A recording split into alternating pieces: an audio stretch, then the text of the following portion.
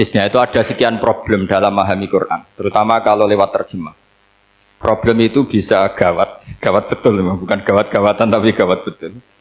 Misalnya ada ayat begini dan terjemahnya pasti begini. Fa'ainama tuwallu fasamma wajhuwa. Kamu menghadap mana saja, di arah manapun, di sana ada ridhonya Allah.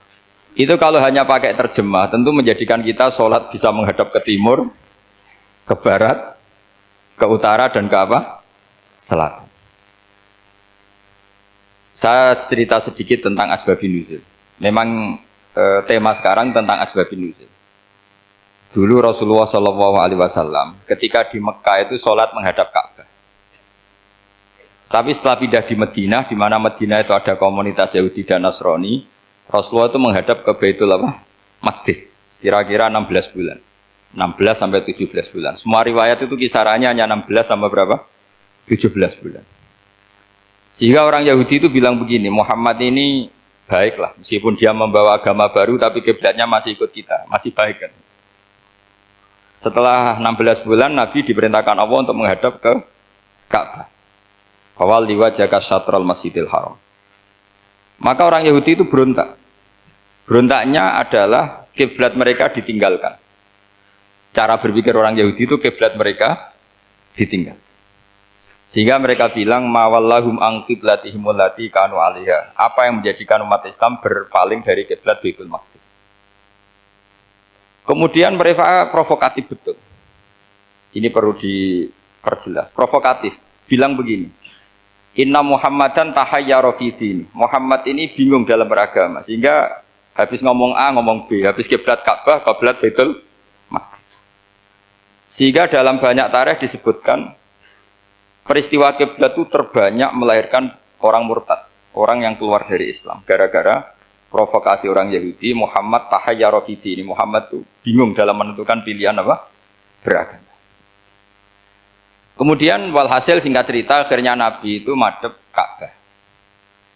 Apa yang terjadi mukjizat itu adalah bahwa agama ini agama yang mewakili semua agama sebelumnya yang masih orisinil. Yaitu Nabi akhirnya berargumentasi Ka'bah adalah kiblat yang asli, yang lebih tua. Terus mereka tanya, buktinya apa? Dijawab oleh Quran, fihi ayatum bayyinatum maqamu apa? Ibrahim.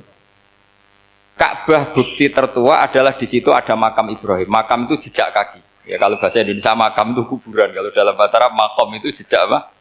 Jejak kaki. Sehingga diketahui oleh sejarah, dibuktikan di situ ada jejak kaki siapa? Nabi Ibrahim. Sementara nisbatnya Baitul Maqdis itu adalah kepada Nabi Musa dan Nabi Harun.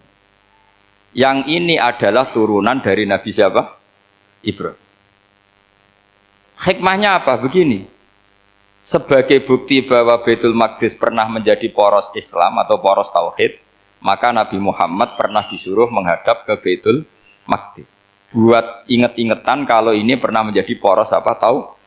Tapi tetap tua-tuaan masih tua apa? Ka'bah. Nah, kenapa tua Ka'bah tadi? Karena Ibrahim adalah Abul Anbiya, bapak dari para nabi.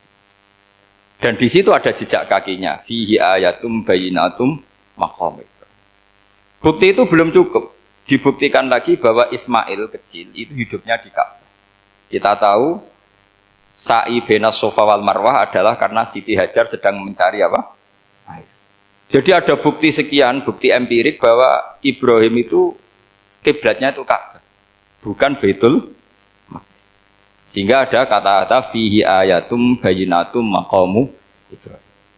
Nah, tanpa ngerti asbabun nuzul, kamu akan mengartikan fa'ina ma tuwallu fasamma wajhuhu itu salah. Karena di situ kamu menghadap mana saja, maka di situ ada ridhonya.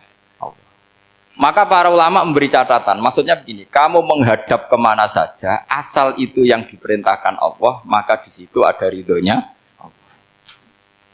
Harus seperti itu maknanya, disesuaikan dengan konteks asbabun nuzul. Tanpa seperti itu tidak bisa. Dan masih banyak lagi kepentingan tentang asbabun nuzul.